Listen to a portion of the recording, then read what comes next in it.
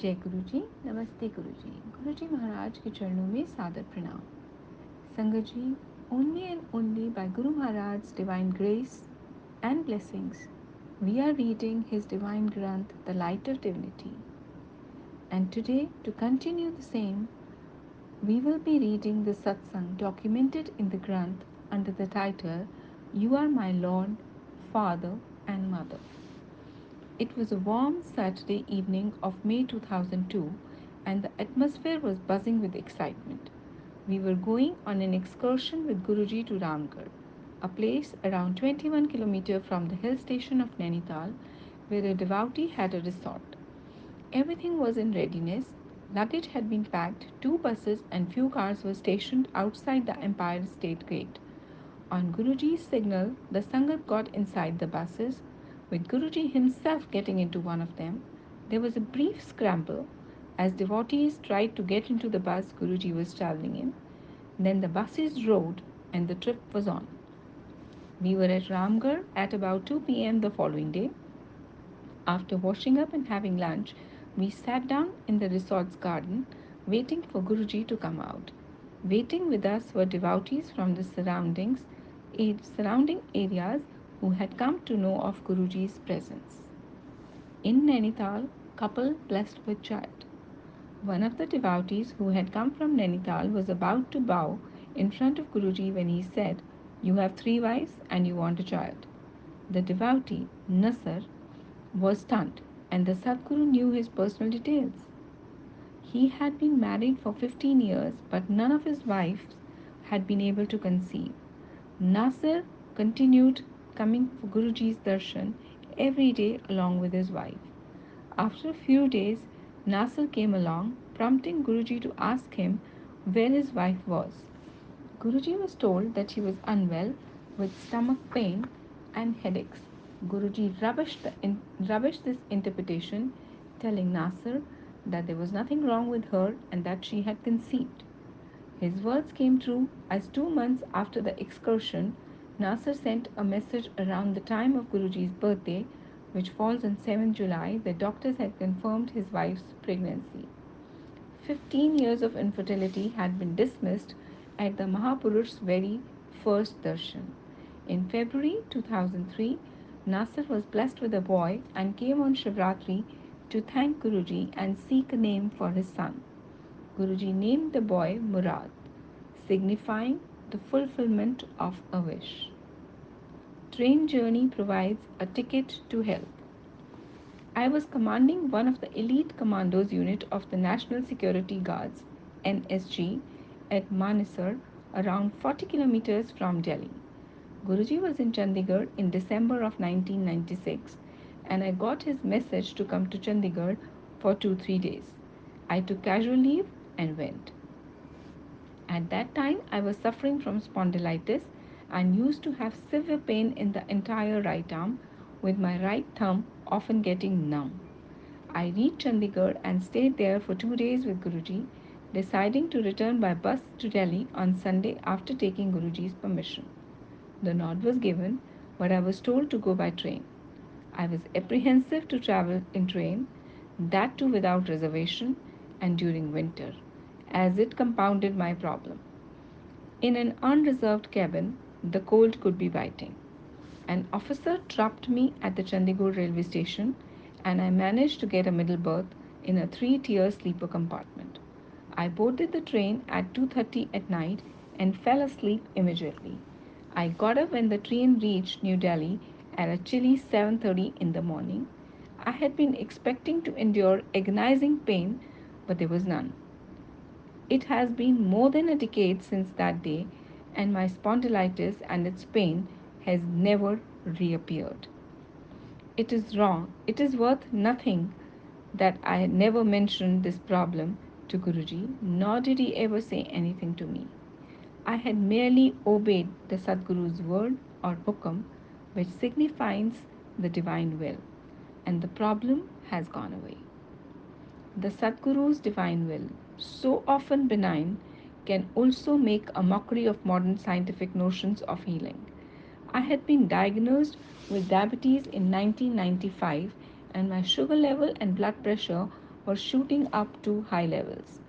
This was an era of this sorry Sangaji, this was an area of professional concern for me, for the army demanded high levels of fitness. I approached Guruji with the problem, and Guruji blessed a copper tumbler from which I drank water daily. I was also directed to get tests done afresh after a week. During this week, I had my fill of prasad, which was as usual lots of sweets, poison for diabetics. Yet a week later, the tests were astonishing. My parameter used to check the blood was within the normal limit, and my blood pressure was as healthy as a young man's. Thus, even after eating the huge amounts of sweet prasad, sugar levels were kept at an absolutely normal level. That is because the langar and prasad given at Guruji's, it contains amrit, which cures and relieves every ailment. One only needs to accept and consume it with faith or shraddha. It is only when the disciple surrenders and hand himself over to Sadguru, then and only then does he experience the effect of divinity on his life. There are many ways in which Guruji showers his blessings upon devotees. Often, what Guruji orders may appear weird, but the secret of making the best of it is to accept and act as directed. That is what is surrender. When it rained mercy on my army unit. While I was a group commander of the NSG during 1995 to 1998, the Director General was to inspect the unit. The soldiers worked very hard to get the unit spick and span. The unit road was swept clean of dust, and even the leaves of the surrounding trees were brushed up. The tree trunks and the brick lining bordering the approach road to the unit got a paint of geru, terracotta.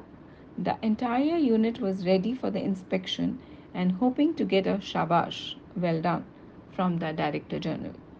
On D Day, I was driving up from Delhi to Manesar at 7 in the morning. It started raining. Then it turned torrential. By the time I neared Manesar, I could not help but be dejected. All the labor the unit boys had put in would get washed away. I prayed to Guruji that this not happen. I was amazed as I entered the unit gate. The unit grounds showed no sign of rain. The staff told me that it was raining everywhere, but not on the unit. As for the inspection, it exceeded expectation. The Director General said the unit was an example for other units. But as soon as the DG left, it started raining in my unit as well. The divine hand was evident. A devotee's sincere prayer had been enough to bring forth Guruji's grace. I felt as if a divine protective umbrella had been placed over the unit while it rained hard everywhere else. In the evening, when I went to Empire State, Guruji remarked on the event, testifying that it was he who had kept the rain from spoiling the show. Guruji takes care of me and my family in every way, as this incident shows. I have no words to thank the one who is above all. Weight gain through faith. My wife used to be a little thin, and try as she might, she could not put on weight. In fact, she had not gained weight even when she was with the child. Guruji, however, used to repeatedly tell her that he had increased her weight by 5 to 10 kgs. The family could not notice any change in her weight initially, but after some time she started getting a wholesome roundedness to her figure. So much so that my youngest son started calling her Moto or Fatso. Even in this brief working of Guruji's will, it was evident that Guruji has his own ways, methods, and time frames to regulate the life cycle of an individual. As human beings, our vision is myopic. We worry about the near future and about small worldly things.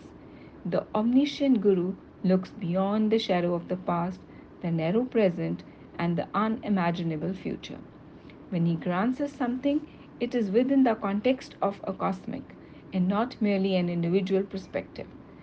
That is perhaps an important reason why one should develop an attitude of unquestioning surrender towards him.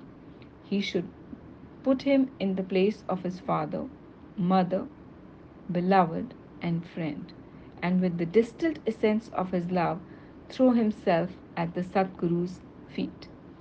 It is of paramount importance that the disciple does all the tasks the Sadguru assigns to him. The results of the deeds, however, should be left to the Sadguru. For the Sadguru, the only truly illuminated person, alone knows what is best for the disciple, and his compassion knows no bounds, extending equally to the disciples as to their near and dear ones.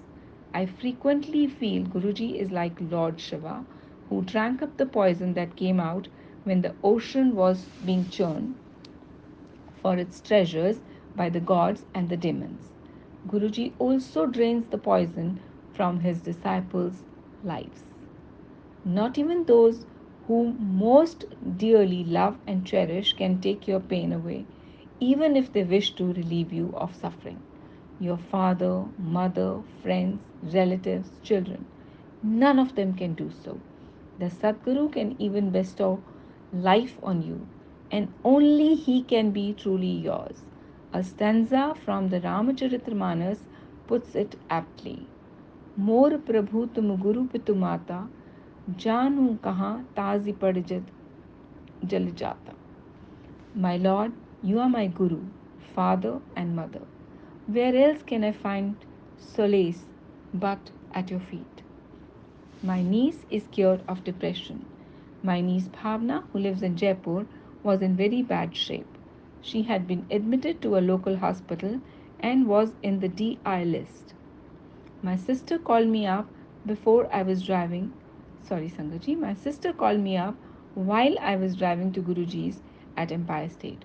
She was in tears, but I had no opportunity to tell Guruji of the problem. After all devotees had left, Guruji sat down in the hall and began saying that he was not feeling well. I felt that since Guruji was unwell, he should not be told anything.